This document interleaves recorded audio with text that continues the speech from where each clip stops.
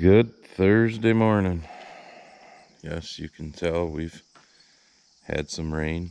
It's supposed to get warm again today, and the sun is supposed to come out, but it's supposed to be mid-80s tomorrow and sunny. At this point, it's September 8th. We're in the second week of September. Might as well turn off dry now for harvest, because anything we get now really isn't helping the crop any. It's too late as far as the crop is going to be what it's going to be. And it's weird because I dumped a quarter of an inch yesterday, and I think a tenth from the day before, and a tenth of an inch this morning from yesterday and last night. So we didn't get a lot. My buddy John, 15 miles or so south of here, he had around 2 inches. So he can have that because we don't need it anymore at this point. All right, stickers. Mike P 7810. Mikey Price dropped me off a sticker. I actually wasn't here.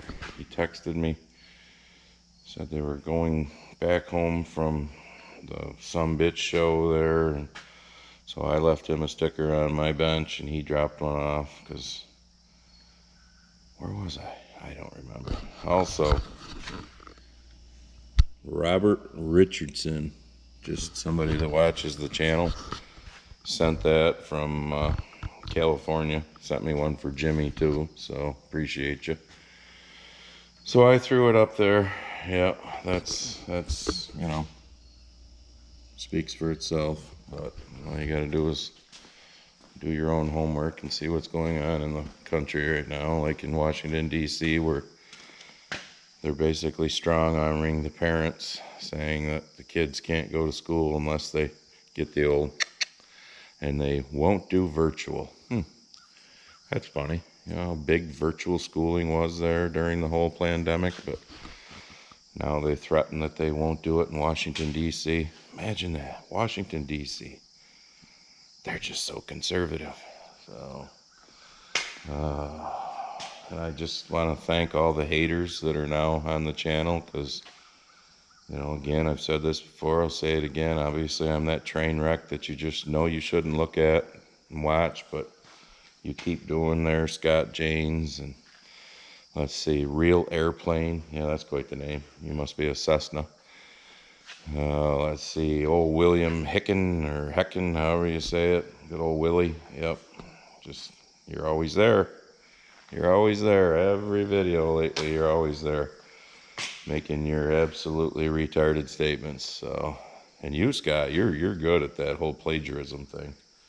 You'll make a comment about how Trump had the worst economy of any president since Hoover or something. And isn't it funny that you worded it exactly the way a CNN headline was, word for word? Yeah, that's doing your research, buddy. But yet, if you look it up, there's plenty of articles that say any president, including a Democratic president, would be happy with the economy and growth that Trump had during his presidency. It's just the last 8 months things took a shit. I wonder why. Oh, that's right, the pandemic. Yeah. So, and then those of you that, Biden has created 10 million jobs. Isn't it amazing how a president can create jobs? Imagine that. Oh, wait.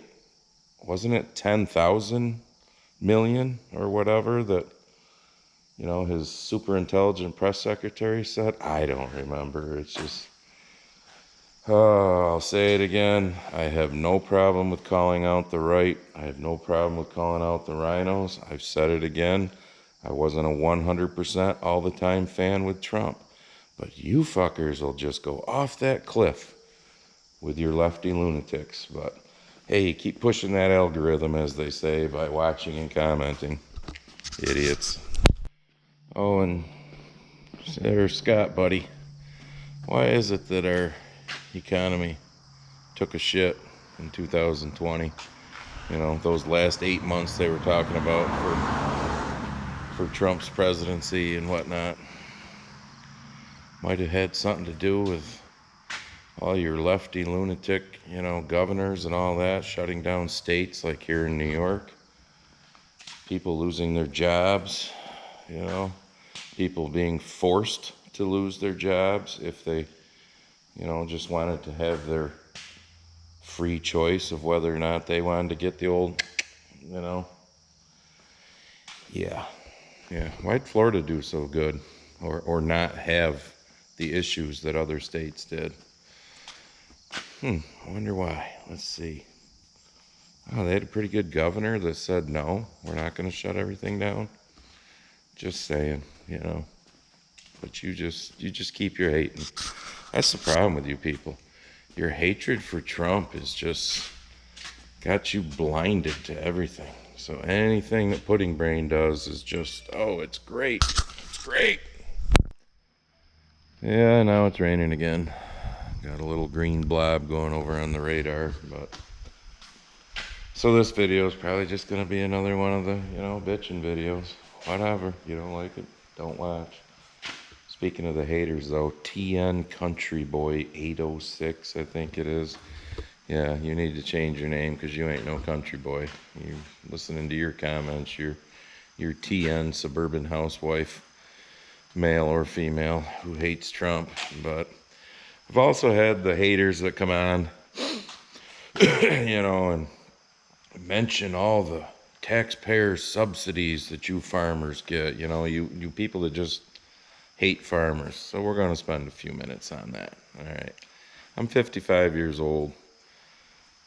As a kid growing up on the farm, I can remember, all the different government programs my father talked about, and then the shit that I had to deal with when I bought his half of the partnership out in 94, 5, somewhere's in there. Don't quote me because y'all know I suck at dates, time, all that shit.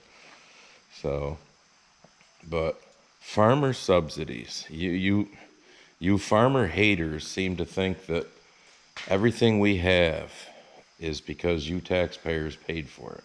We didn't work for it. We didn't pay for it. If we get a loan for something, you must be paying the loan payment on that. We aren't,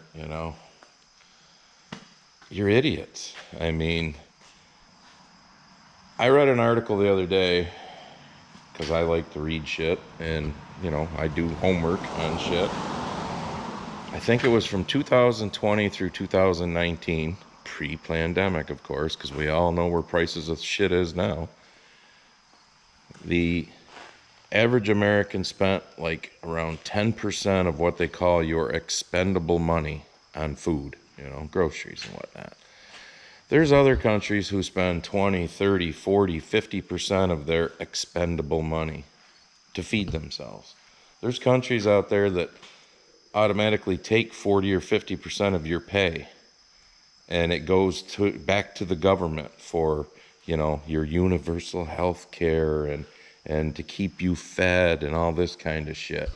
So is there subsidies in agriculture? Yeah. But like me and my buddy Jeff Ramo, the One Happy Farmer on YouTube, were talking the other day, we'd just soon the government got out of everything, got out of agriculture completely. Because you know what would happen? We'd actually get paid what we should get paid for what we produce. Me, corn and soybeans. Me, used to be dairy farmer. And you would actually pay in the store what you should be paying, which means you've probably been paying twice as much for a loaf of bread for quite a few years from now. But that's the reason why they do this shit. It's no different than, you remember Too Big to Fail? The banks that got the big bailouts? Wall Street, the auto industry. Okay, me being on our county legislature, some of you may not know these things, but they're called pilot programs, payment in lieu of taxes. That's what pilot stands for. The county next door to me, right here, Onondaga County, one of the bigger counties here in New York State, also blue, unfortunately. Amazon just built a huge warehouse there. Does Jeff Bezos, being the gazillionaire that he is, need a pilot program? Well, it was going to produce 1,000 to 1,200 jobs. So, of course, they give them these tax breaks and shit like that to come in, build their warehouses, produce those 1,000 jobs. Those 1,000 people are going to stop at stores and spend money. They're going to buy gas, spending money. That creates sales tax for that county. That's why they do that shit. The part that pisses me off is when big corporations or companies like Amazon do something. And I'm not saying Amazon's going to do this.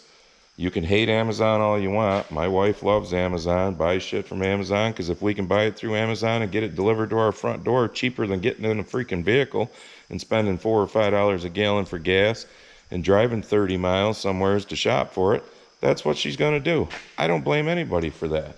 But what pisses me off is if these companies, after their, let's say it's a 10-year, I'm just using figures, 10-year pilot program, is over, decide, well, screw you, we're going to just shut the plant down and walk away, and then those 1,000 jobs are gone. That's what pisses me off when that happens. But you people make it sound like you hate agriculture so bad, you hate us so bad, that everything we have, one person, I can't remember your name, I wish I could, and there's so many comments, I just can't go back through anymore and look for it. Well, how much government money have you got in the last 10 years? Well, you know what? It's usually around the middle of October when the FSA office, the Farm Service Agency, a finger of the USDA, the people that we have to go to every year to certify our crops, which means we have to go and tell them what we planted on every field and all that government control and whatnot. That's when they would send out the subsidy. Well, I haven't got one of those subsidies in many years. During the pandemic, yes, we got COVID money just like everybody did, which was bullshit. And being on my county legislature, the ARPA, the American Rescue Plan bullshit, I see all the money that they're throwing at towns and counties and the state, and then we're supposed to figure out what to do with it. And 90% of the time, it doesn't even go to a business that actually suffered during COVID because of the bullshit lockdowns, like I was just talking about previously. So, like Jeff and I were talking, and I'm sure most farmers will agree, take the subsidies, take anything, take government right out of agriculture completely. But you know what? You folks will be begging that government gets back into it, because your grocery bills will be absolutely asinine.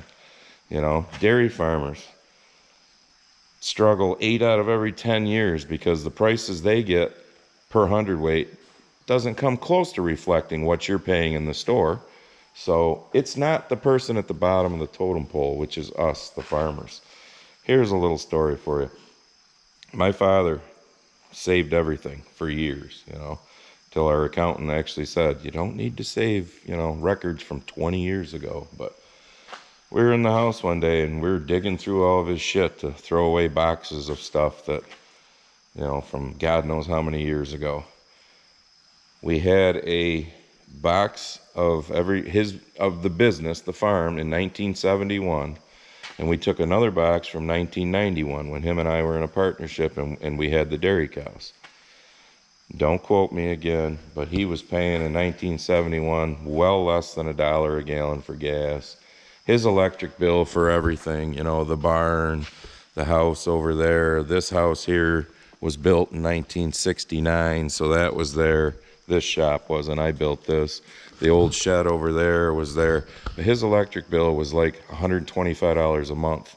In 1991, when him and I were in a partnership and I was milking cows, $1,300 a month. Nice, right? You know what the price of milk was in 1991? It was like $9.90 a hundredweight. It was like $11 a hundredweight in 1991. Okay, I might have just said that wrong. In 1971, he was getting $9.90 a hundredweight. In 1991, we were getting $11 a hundredweight. A little over $1 more. But yet our electric bill was 10 times as much. Gas, diesel, fuel, everything else. I mean, whatever. So basically what it amounts to is when farmers are on the brink of not being able to survive, the government would come up with some new kind of bullshit government program, which you all want to call subsidies. Not you all, because I know a lot of you get it, but you haters.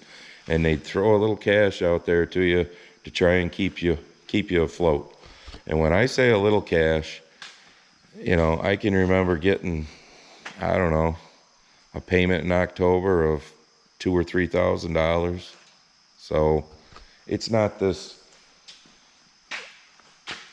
you know, it's not supporting the farm like you seem to make it out to be. So I'm with you. You want to take the so-called subsidies and take government out of agriculture? We're with you. Trust me. I'll bet you 95% or more of farmers are with you, because we've had enough of the bullshit. We've had enough of the thumb on us telling us what we can and can't do. So, you know, and somebody brought up the whole crop insurance thing. We pay premiums. I said this in a previous video, so I'm not going to go into it a lot. But the one time in the last, I don't know, 10, 15 years that I've collected on my crop insurance was 2019, when it started raining in October of 2018 and didn't stop until the end of 2019. One of the worst crops we ever had, 48, 49 pound test weight corn. You know, we were getting 6 to 8 inches of rain a month. It was just horrible. And I didn't get all my crops planted, so I collected some prevent plant. And again, I'm not that kid out in Wisconsin. I'm not going to tell you every dime we spend on everything and whatnot, but I think I collected $17,000 in prevent plant insurance that year for not getting, you know, on the ground that I didn't get planted. That doesn't come close to the amount of thousands of dollars I've spent in premiums. So insurance is that must-have evil that we all have. You know, everything you see here, obviously vehicles, because you can't be on the road, but the tractor, hell, that air compressor, this building, the gator, the lawnmowers, the car, everything in this building has an insurance policy on it. Why? Because if this building fell in, I need to replace the shit that's in it. Plus, I need to replace the building. So, therefore, I pay a shit ton of insurance for things that I hope I never have to use it for. But the whole subsidy thing is just, it's such bullshit. Yes, maybe other farmers want to run away from that topic. I'm not going to run away from it. I'm not saying some of the huge farms out there probably aren't getting some pretty good money, but here's another thing you got to remember. The way these government programs work, the assholes like Ted Turner and Bill Gates and all them that have bought up all this farmland, go check out and see if they're getting some kind of subsidies too, and they're not even farming. So when you want to bitch about those of us that are actually doing it for a living, trying to survive, and I've said it before, and I'll say it again, I'm not hurting. We've done things what I consider right over the years. You know, we've worked hard, we've spent our money intelligently, we've bought new equipment when we needed new equipment, we've bought newer equipment when we've needed new equipment. I'm not complaining, but yeah, I would love for the government to completely get out of agriculture, but I don't think you'd love paying double for a loaf of bread or double for a gallon of milk or some ice cream or any other kind of food. So just keep that in mind. Alright, I'm going to end this video because it's dragged on long enough. I just went back through and was kind of doing my own little editing before Barb, or checking out, you know, where I screwed up. And I'm sure some of you have already put in the comments about how I misspoke, and I said the article I read was from 2020 through 2019. Well, obviously I misspoke. The article I read was from 2000 through 2019, pre-pandemic, about how here in this country you spend about 10% of your expendable money. So sorry when I get wound up that I make a mistake once in a while that you all, not you all, but you haters like to point out. And I'm sure when I read through the comments, some of you haters have already picked that out and, you know, didn't get to the end where I'm saying this now. But we're one of the few, if not the only industry that buys retail because somebody tells us what we're going to pay for stuff, and sells wholesale because we're told what we're going to pay or get paid for the thing that we are producing. You know, the CABOT, CBOT, the Chicago Board of Trade, tells you what the price of corn is. And then there's basis, there's shit like that, which is all, you know, I'm not going to get into all that, but I just needed to address that because reading some of the comments from the idiots, and especially like when I do make a mistake and somebody jumps all over that. Well, why don't you watch the whole video, douchebag? And because generally I'll go back through and admit when I make a mistake, and I did on that date. But so if you want to subsidize me, haters, I think you should go to the Grumpy Farmer apparel link, push on it, and buy yourself a Grumpy Farmer hat. Or I'm not wearing my Grumpy Farmer t-shirt, but a Grumpy Farmer t-shirt or sweatshirt. And then you can like maybe add to the writing on it and put that you're a farmer hater or something, or that you hate Grumpy Farmer. So, and all the rest of you can just go get one because you actually, like me maybe? I don't know. But, so enough of this video. We'll see what's in the next one.